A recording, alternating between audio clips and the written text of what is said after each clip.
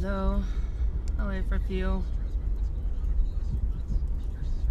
Pretty interesting information I found out today. I think it's pretty funny too, in a way. Come on out and join me. If a couple people get on here, I'll let you know what I found out today. Wow. Hi, Holly. Hi, sweetie. I'm still laughing inside just about what I found out, and I'm not surprised. I'm not surprised.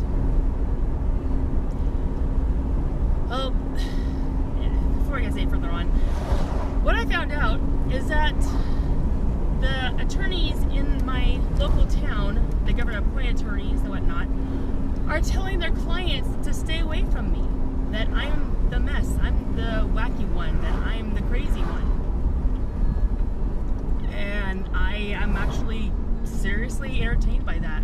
I feel, I should say thank you for making me sound like the bad guy, because the worst part is that I am bringing to light with the rest of the crews I'm part of the laws that they are breaking federally and state laws they're breaking, and they don't like that. They feel caught off guard that they are basically being called out on allowing the laws to continue to break. I'm gonna get a car out from behind me. But yeah, they are being called out and continuously allowing the laws to be broken in court. And if you look at the back years, many years of the logs of what lawyers are involved in these cases, what counter attorneys are in these cases, it's the same people, the same attorneys, the same counter attorney, Amby Pannerton and her colleague are the only two counter attorneys that are pressing charges against people they have no idea who they are. So how can you exactly be pressing charges against somebody that you do not know who they are, what their history is, what they are currently doing, what they are fighting against, what they are standing up for? So I'm curious, Miss Amby Pannerton, how can you continuously be pressing charges against people that you have no knowledge of, just by hearsay? And no research, no studying, no one-on-one talking to them outside the courthouse to feel them, to understand them, to feel what they're going through. So I would like to call them out as well on the cases they've been a part of for many years, and what I want to see I'd like to see on how similar the writing up is on many cases. That would be interesting as well. On top of that, the attorney that Sammy Dalke had, who is losing custody of her son as of tomorrow, what their news is that they're adopting her son out tomorrow, because nobody will stand for her or fight for her besides just our local people. But we are going to only do so much without people that actually have the power to do something, reaching out to help us. But that attorney is the same attorney that Lindsay's man has for Madison's case. And they keep the cases going and going and going and going and going for money. It's all for profit. And we have proven it over and over and over again in multiple cases.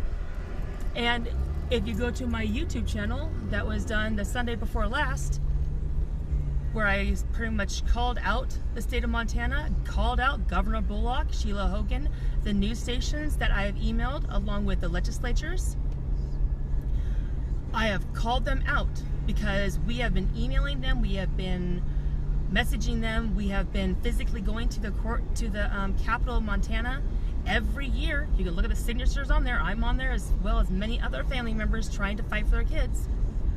are repeatedly there standing up. And it's like we're saying, like a broken record, saying the same thing, but adding a little to it each time. And it's like, how many times do you have to hear a story getting worse year after year after year until you seriously open your eyes and understand that this is not what is happening to our kids? When the Child Protective Services state that they are doing this in the child's best interest, this is not the child's best interest. This is for the state's best interest. It's all for money. And yet, nobody's doing anything about it. What's more entertaining? Ooh, award just got to somebody. Yay, you got an award. But there's trafficking going on through our system. Let's ignore them and don't care. I got blocked from the Billing Gazette, the newspaper, because I called them out on their bluff and their hoax. And I called out, and I had some dude arguing with me, and I've got screenshots of it. But the dude was arguing with me over stuff that he has seriously no knowledge of what he's fighting for. I'm like, how stupid do you seriously want to make yourself look? It's ridiculous of the words that they're trying, and the arguments they're trying to give us with no knowledge of what we're talking about. All by hearsay, saying, oh, if they have a case with CPS, they done something wrong. Yeah, they reached out for help to the wrong person, and that's what they did wrong. Because it backfired big time, and the people that are paying are mainly our children, because our children are being mentally destroyed and screwed up because that's what they're teaching our kids. They are teaching our children that it's okay to take somebody and do it for profit. Why do you think we got vans and stuff like that in town trying to snatch kids?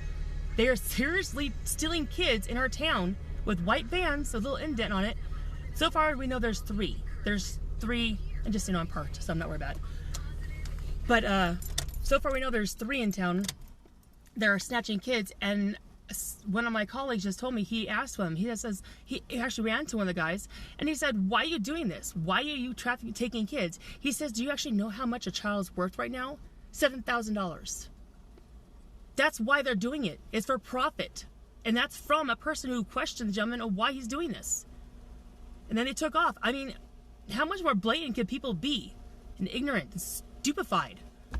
I mean, wake up, people. Our kids are in danger, and we're getting mocked and laughed in our face because they won't believe that's fact. It's not a movie. This is not a movie we're watching, but it sure feels like it. It feels like a horror zone. But yeah, that's the F411 so far. So talk to you later.